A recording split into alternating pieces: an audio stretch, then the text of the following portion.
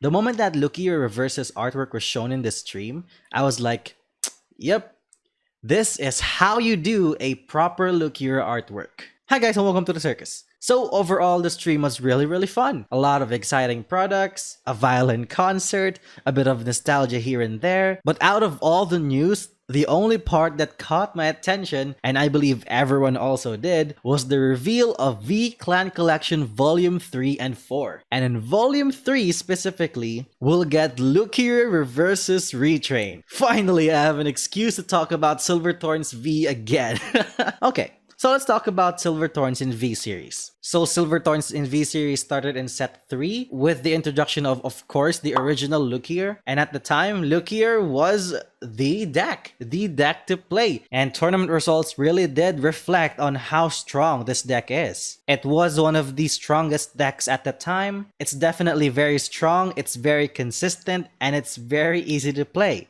But maybe a bit too easy. Which takes me to the main topic of this video. Is Silver Thorns in V-Series fun to play? This might be a hot take, but personally, out of all the games that I had with the deck, even with the retrain of Venus Luquier in set 4, the deck is very strong, definitely, but it didn't really click with me. The playstyle is so linear, it's really one-sided, there's really not much to do. You just counterblast 2 or counterblast 1 in this card depending on what Vanguard you're in. Whether it's the original Luquier or the Venus Luquier, you fill up your board or your entire front row and then swing face.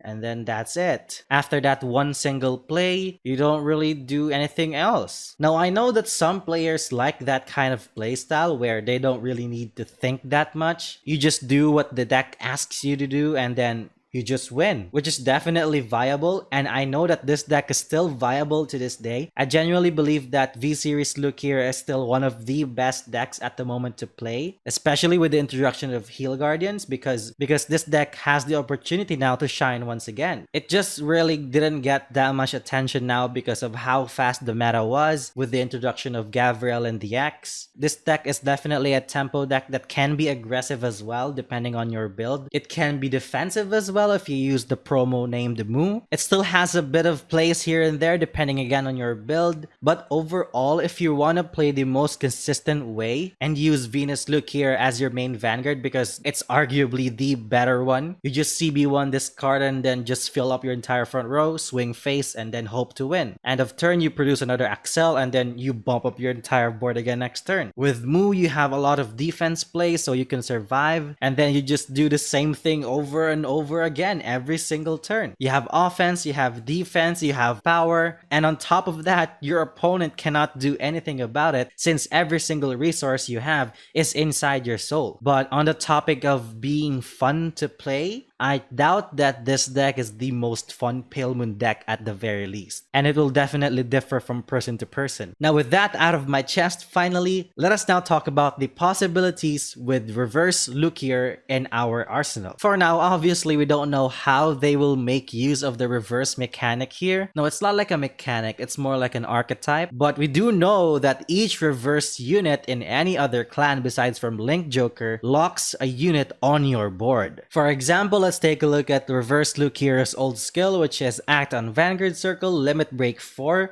Counterblast 1, and choose one of your Pale Moon rearguards and lock it. Choose a Pale Moon from your soul and call it your rearguard circle, and that unit gets plus 5k until the end of the turn. And continue as in Vanguard Circle if you have a card named Silverthorn, Dragon Tamer, Luquier in your soul. It's a cross ride, so it becomes 13k base. And that's about it for her. It's a CB1, lock one of your own rearguards, and then call one Pale Moon card from your soul and give it 5k. When we take a look at the last two Luquiers that were retrained in V-Series, they both have almost the same skill where they fill up your board for a few costs. So far, besides from the Stride bonus Luquier in G-Series, Luquier Reverse is the only unit that doesn't fill up the board based on the previous skill that she has. Also, on top of that, if we're getting the lock mechanic with her, that brings up a lot more questions than answers, because we don't know how this will impact your board. At least knowing Silverthorn's one locked card on your board isn't really that much of an issue, but will she have the fill up your board kind of skill like how Venus and the old Luquier had? We don't know for certain right now because we don't have that much info. Also, looking at the previous retrains of Clan Collection Volume 2, we're starting to see units having retrains in V-Series,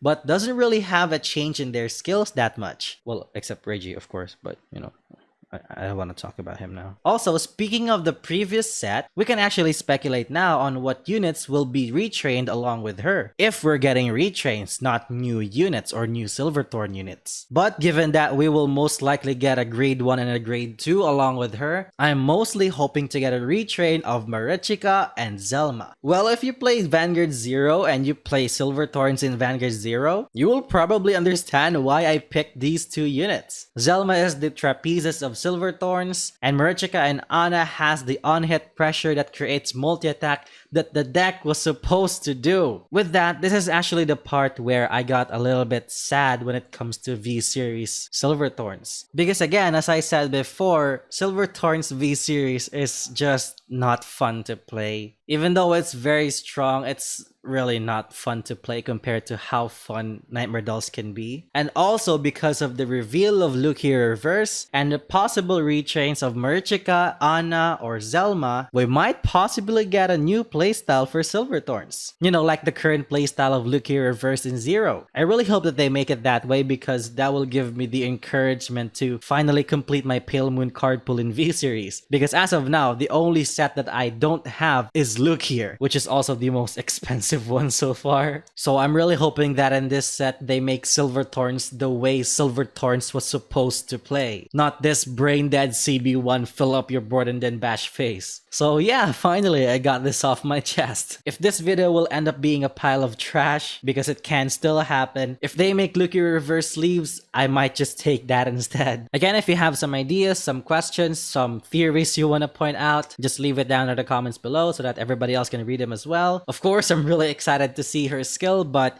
that will take some time. So now this is gonna be it for me. Thank you guys so much for watching, and I'll see you guys next time.